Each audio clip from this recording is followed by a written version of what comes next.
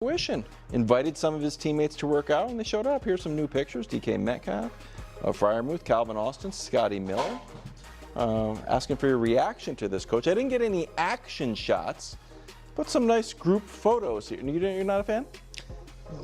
I love guys getting together and working out. I think it's great. I think it builds chemistry. Yeah. I think all those things are true. He showed up for what, mandatory minicamp? Yeah. Well, he wasn't on the team before that. Well, so he was there for 3 days. Yeah. So my question is, as they're going through this, who's leading? Like, who's leading this process? Does he really know the offense well enough to talk about route adjustments? And does he know the different core plays around this offense? He spent, what, 3 days there? Maybe he does know a bunch of stuff, and they can really fine-tune some details. All right, hold on. Can I ask you a question? Let's say he knew none of the offense. Like the minicamp he signed after minicamp, didn't even have a playbook. Couldn't it still be useful to have guys out there and, develop a rapport? This is like how this is what catching a ball from Aaron Rodgers feels like. This is, what my hand signals are. And again, I guess I'm kind of playing devil's advocate, but I'm saying, like, wouldn't there be useful things they could be doing even if there was no playbook or offense or anything to install or go over? Absolutely. Yeah. Absolutely.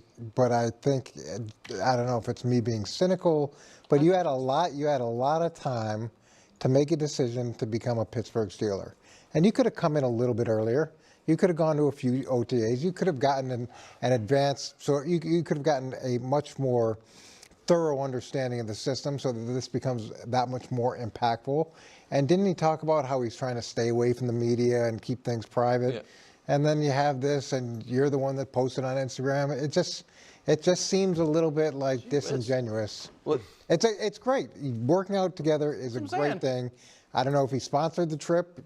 Probably should have. I know he's making less than he has in the past. But it just... So I agree with you on and this is dichotomy of him saying, like, I want to be private, during his, regular spot on Pat McAfee's show.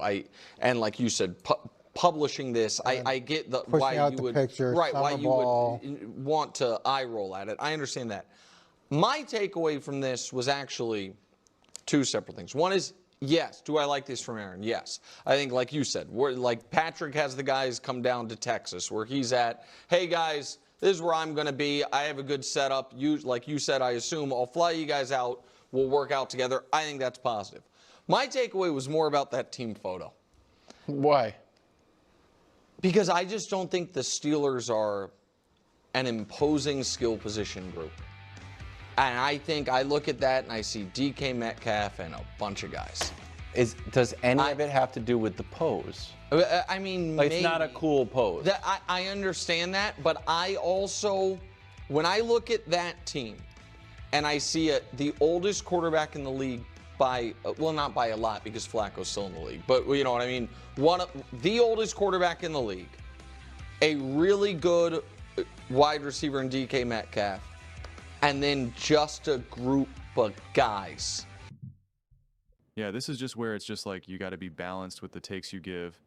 And all last season, they ripped Aaron Rodgers, ripped him for the whole thing with showing up to the mandatory thing, the unexcused absence, Egypt, whatever it was.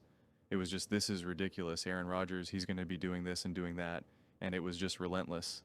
It was just nonstop, take after take after take. And then even now, this offseason, it's like, oh, he's going to be signing with Pittsburgh, but he's not doing this because of the camp and this and that. And it's just relentless, relentless, relentless. And now he does something, the one thing that they criticized him for years, and you automatically want to change the conversation.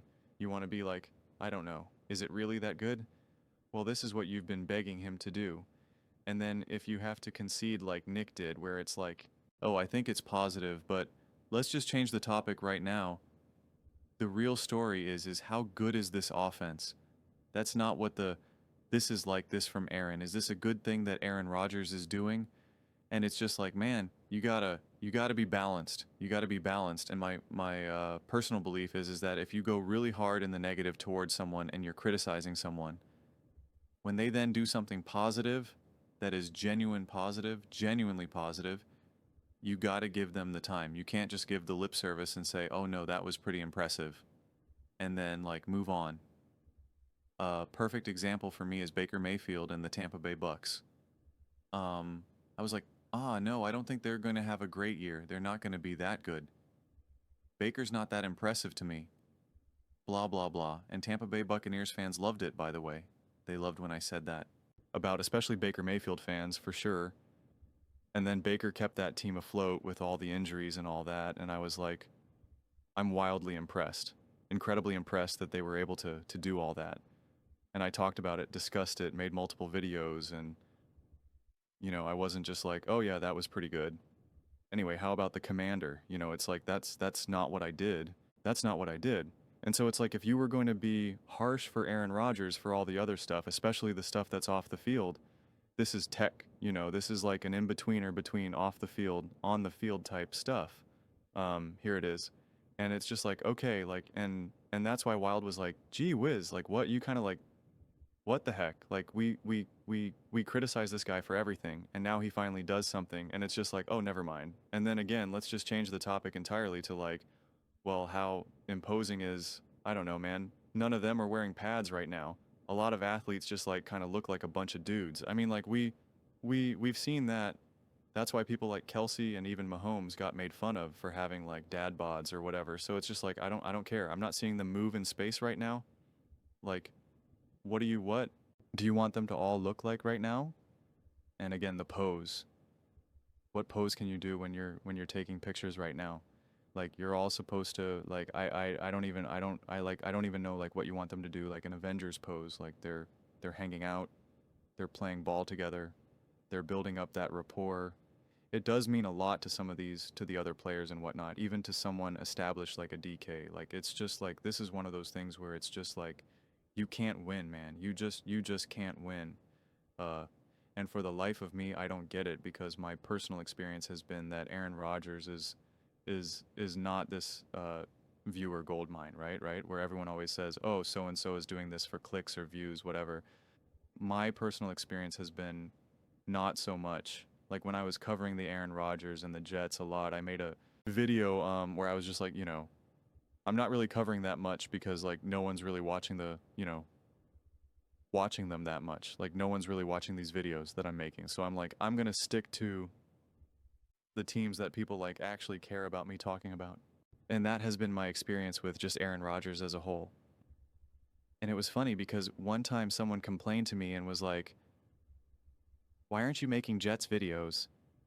And they're like, that's because you were wrong about them. And someone was like, no, he literally said in this video that people don't watch them. And it's just like, so I don't understand, because this to me is again another story of like, we got to talk about football. Let's talk about Aaron Rodgers. And it's just like, I just question like for what purpose? And it's just like, yeah, why, there's so many other interesting, why aren't they talking about the Terry McLaurin thing? I just made a video about Terry McLaurin and about that whole trade dilemma. Like that's a real story. That's actually something to legitimately discuss. I'd rather talk about will Caleb Williams be better with the Chicago Bears for the 800th time this offseason, Asen, rather than saying, look at this picture. Is this picture imposing? Should they have been in Malibu? Would have this been more productive if Aaron Rodgers understood the playbook a little more? Like, I don't know, or at least have a better conversation as to be like, okay, maybe they don't have the plays all day and there's no coach. What are the actual benefits? Coach, you're a coach. What are the actual benefits to having 8 players on offense all get together, even if they're just hanging out? When you say chemistry, what do you mean by chemistry? Can you unpack that a little bit? Do you mean like chemistry as in like they just get along with each other and they're cracking jokes to one another and they start to kind of have, a legitimate friendship with each other? Or do you mean chemistry as, and like you kind of get a feel for what they're doing on the team? Like that would be a great conversation. Let's unpack that. What does chemistry truly mean in the NFL? And when players enjoy hanging out in Malibu together, how does that translate on the football field? How does that translate to Wake Week 8 in a windy, cold game? Does the work you did in Malibu H, how does that help? How does that help? That's a real conversation to have. Oh, well, it helps because some of the rapport that you build and the connection that you build when one of your receivers does make a mistake, or if it doesn't go right, it makes you a little bit more resilient to some of the pitfalls that you can have throughout the season, and you kind of want to see your guy succeed more because, again, you start to build a connection with them and you start to be a little bit more invested. When you don't have that relationship, you're really only focused about yourself, and so you're not as invested in the success of others. And ultimately, teams are at their best when the wide receiver 2 wants the wide receiver 1 to succeed, and the wide receiver 1 wants to see the wide receiver 3 succeed, and the tight end wants to see the quarterback.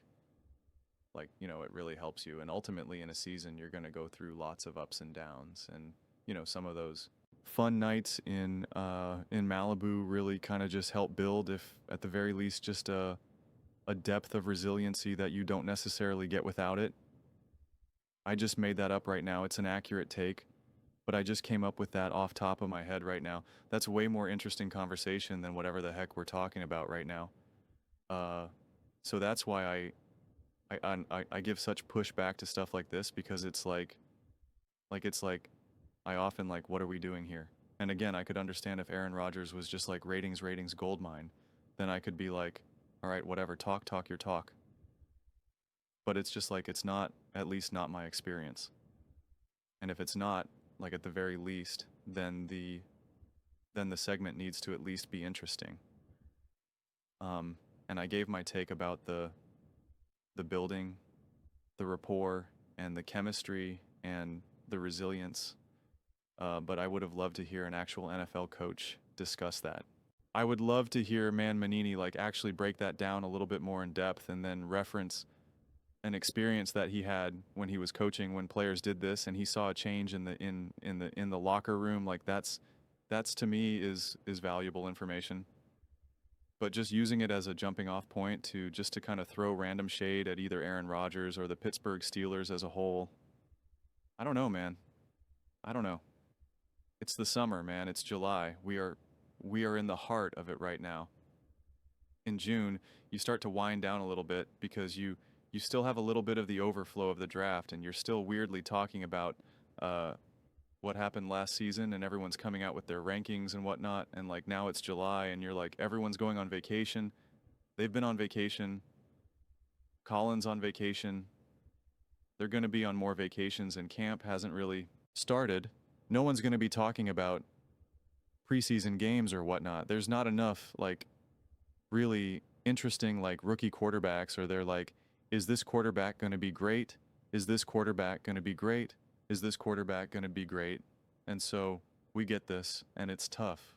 It's tough. I'm trying my best. But those are just my thoughts. I'd absolutely love to hear yours. What do you guys all think about Aaron Rodgers? Do you love this? Or do you hate this? Do you think it's interesting? Do you think it's nonsense? Let me know in the comments below. I read every single comment. It's whether you agree with me or disagree with me. Either way, let's get in some discussions, let's get in some fights, but ultimately, let's just have some fun. And please do consider subscribing. We are building an amazing community here, and absolutely love to see you part of it. I want to build something that we all generally feel connected to, something that we're really excited to be part of. I think we're on our way to doing it. And please don't forget to give this video a thumbs up, as it really does help the visibility and the algorithm. Thank you so much.